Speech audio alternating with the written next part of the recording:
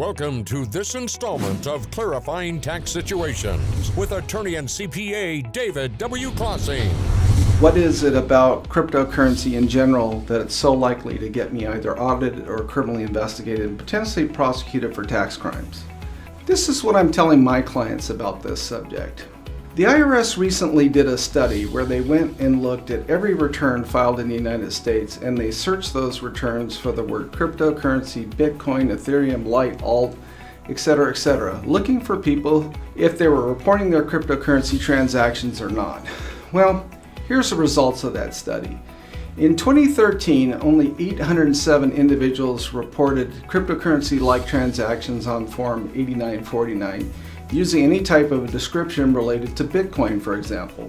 In 2014, 893 individuals did it, and in 2015, 802 individuals did it. Well, there's over 210 million returns filed in this country a year, and it doesn't take a genius to figure out that folks that have cryptocurrency investments aren't reporting them. Well, that was frankly part of the allure of cryptocurrency in the beginning, is people believe that there was no way to assign or attach an identity to the cryptocurrency transactions. In other words, there was a blockchain ledger where all the transactions were recorded, but each individual owner of the individual coins represented by the ledger was given a numerical ID, and unless you knew what the numerical ID was of a person, you couldn't tell who was trading what.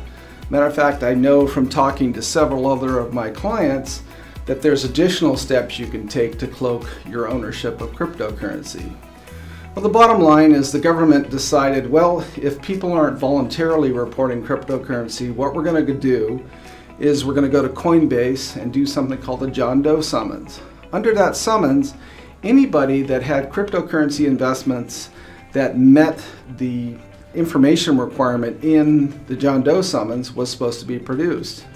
As you know, Coinbase went to court and fought this, called the John Doe summons overbroad, basically prevailed, and it got narrowed down from a hell of a lot more people to just, I think 14,000 people in the nation wound up having transactions totaling more than 25,000 on Coinbase. So that information is being provided to the Department of Justice Income Tax Division.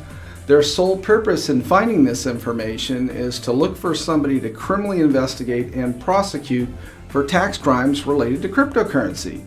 Okay, having taxable sources of income and not reporting it on purpose is a crime called tax evasion. One way to get the herd to behave is to drag somebody out of the herd, slaughter them, and send the message to the rest of the herd, you don't want to be the guy who got slaughtered, report your cryptocurrency. So I'm here to tell you it's not as simple as just reporting on a go-forward basis your cryptocurrency transactions. What I hear all the time is, I'm just going to pretend 1031 applied and I'll recognize a gain in the year I actually sell this stuff, and I'm going to ignore everything in the meantime. That's a horrible idea, and we'll get into that a little later when I discuss why 1031 doesn't apply to cryptocurrency transactions. So the bottom line is, I'm telling all my clients that in order to avoid either an audit or criminal prosecution, they need to report their cryptocurrency transactions in the year that they occurred and go back and fix prior noncompliance. It really comes down to how you're going to fix that prior noncompliance. Are you going to do that quietly, just by amending returns through a service center and say something on the lines of, I didn't realize these crypto transactions were taxable. I didn't realize that if I mined Bitcoin and got paid for it, I was taxed on it. I didn't realize that if I spent an appreciated cryptocurrency that I was taxed on that appreciation. The problem is the IRS gave very distinct and clear guidance back in 2014 on a lot of this stuff. Granted, 1031 wasn't really covered, but a lot of the transactions that people are playing dumb about, we've had guidance ever since 2014 from the IRS. So the 14, 15, and 16 tax years can show a pattern of purposeful noncompliance if you're not in compliance with that guidance, okay? This is the reason that there's so much controversy surrounding investments in cryptocurrency and tax reporting. I could tell you this, if it turns out you owe an amount in excess of $30,000 on those prior year returns that you're going to have to amend, $30,000 under the sentencing guidelines is enough to get 1 year in jail if the government perceived your prior actions as purposeful and willful income tax evasion. I can tell you this, even if they believe you committed income tax evasion and the tax loss was less than $30,000, they're not quite as likely to prosecute because they're not going to get the headlines saying they at least sent you to jail for a year and a day.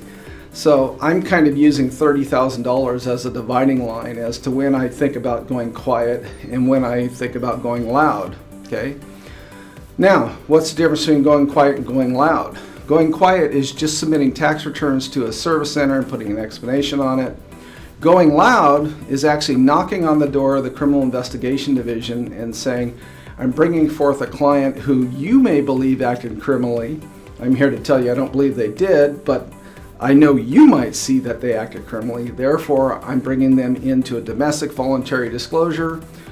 What we have to do is amend 5 years worth of tax returns. If there's only problems on 3 of them, we'll give them 2 original returns and 3 amended returns. We'll have to submit to an audit. We'll have to pay the tax that should have been paid had true accurate returns been filed. We'll have to pay up to a 20% negligence penalty if the government believes you were negligent. You may have to pay up to a 75% fraud penalty if they believe you acted fraudulently. Let me explain how this works. If an amended return shows $1,000 worth of tax, with a negligence penalty you'd pay $1,200. With a fraud penalty you'd pay $1,750. Okay? All right, so that's loud versus quiet. You can read about this concept. It's called the domestic voluntary disclosure. You can search my website under those terms, domestic voluntary disclosure.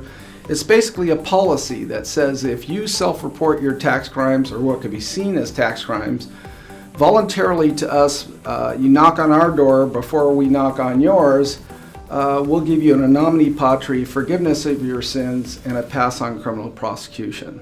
Okay?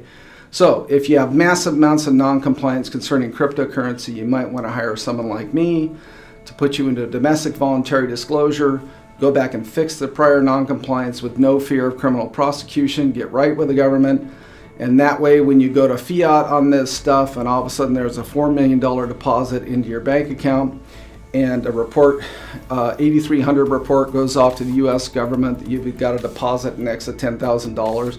You might even get a suspicious activity reporting where, you know, the most amount of money you've ever had in your account was $10,000 and all of a sudden $4 million is plopped in there. You can bet your bottom dollar that there's going to be a suspicious activity report that goes off to US government. There might even be a report of a suspicion of money laundering, okay? You might even find that your bank doesn't want the deposit when they figure out it comes from cryptocurrency. A lot of banks are paranoid to take that deposit. Anyways, I can't suggest this more. If you have massive amounts of cryptocurrency non-compliance in prior years, go see a criminal tax defense attorney and deal with it.